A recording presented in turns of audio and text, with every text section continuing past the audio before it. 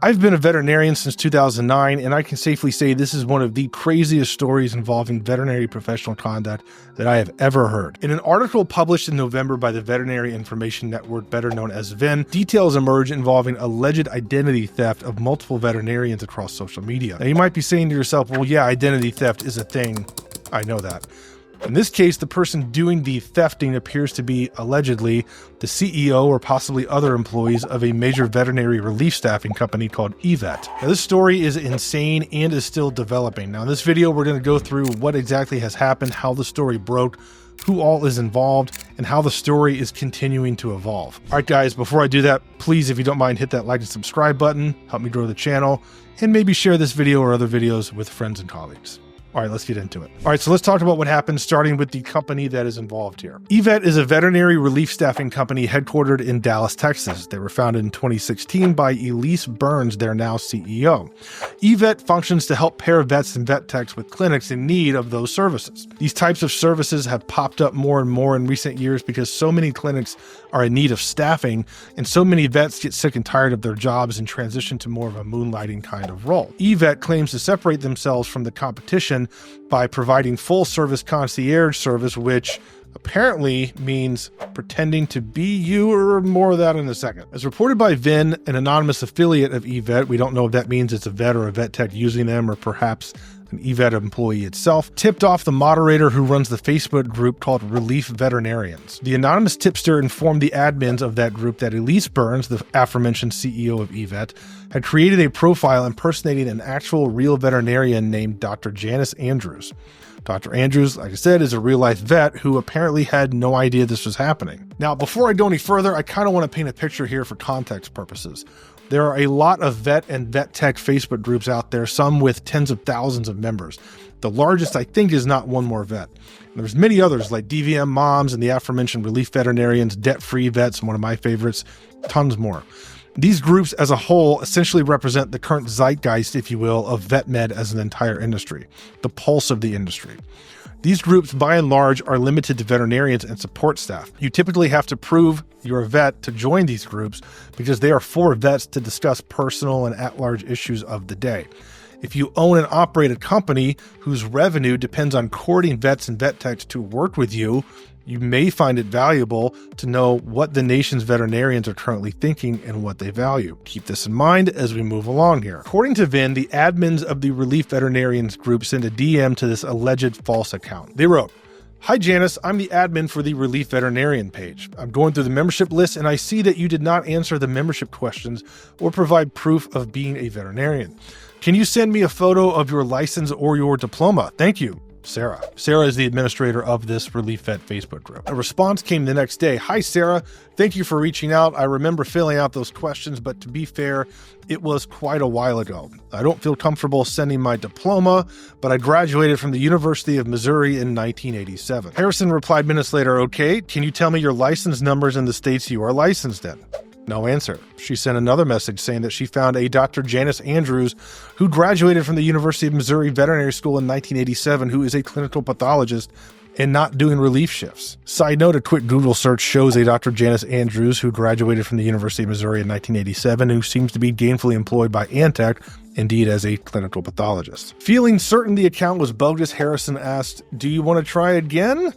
After 4 days with no response, Harrison said she decided she'd given Evette ample opportunity to come forward and at least be honest, quote unquote. On that Wednesday, she alerted the Relief Veterinarians group about what she believed was a fake profile. She also notified administrators at other private Facebook groups that were listed on the fake profile. In addition, Harrison connected with the Dr. Janice Andrews, who graduated from the University of Missouri in 1987. Dr. Andrews stated that she did not create that profile. The profile was subsequently deleted. By pure coincidence, a few days later, after word of this breach had spread through various Facebook groups and social media platforms, the CEO of Evette, Elise Burns, sent out this apology email. In it, she states, quote, "As a young entrepreneur launching Evette Staffing 8 years ago, we made the decision to create a profile impersonating a veterinarian as a means to access a Facebook group dedicated to vets. We did this only with the intention of gaining a better understanding of the issues and frustrations plaguing the industry, with the ultimate goal of better serving the community. Now, while the account was not created or used with malicious intent, we understand that what we did was wrong. We have personally reached out to Dr. Janice Andrews and apologized for falsifying her profile. We deeply regret any discomfort or distrust we caused within the vet community and hope we can work to regain your trust in the future. Like many startups, we have our challenges, but we take pride in the positive impact we've had by serving as a valuable resource for veterinarians seeking improved pay, benefits, and work-life balance. Like many startups, we create false profiles, allegedly. Now, like many have pointed out, the apology insinuates a singular account infiltrating a single Facebook group, as well as a mistake made one time in the past by a young, naive founder.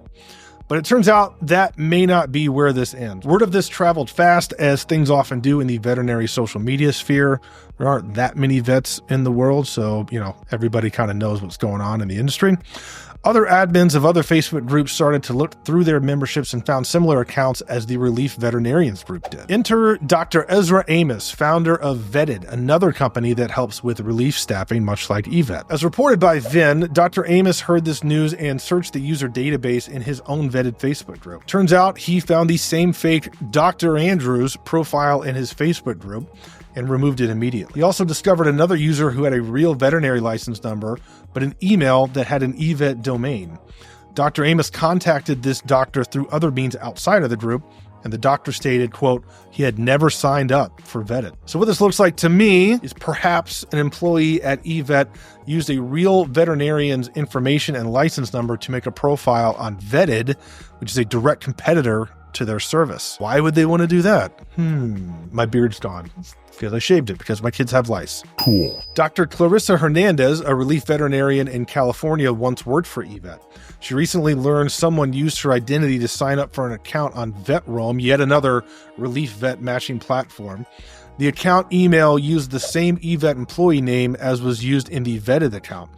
Dr. Hernandez had never signed up for the service. Now, the Venn article describes a few other instances, but perhaps the most damning in my mind was how the fake profile showed up in the Facebook group DVM Moms, which is a 20,000 plus member group for vets who are mothers. This group contains some pretty sensitive and personal topics, as you can imagine being a vet and a mom is really hard. The fake Janice Andrews account posted this in 2018 to DVM Moms. You can see here, this is a post that is basically advertising, allegedly reported by Vin. This is advertising Evette services, as this fake profile is making it sound like Evette is helping them with a work-life balance and providing a good employment option. Now, it should be noted that Evette is not listed in this screenshot in particular. I do want to make that clear. However, it was reported in Vin that this post was indeed to promote Evette. So I think, it is using the same exact Janice Andrews profile.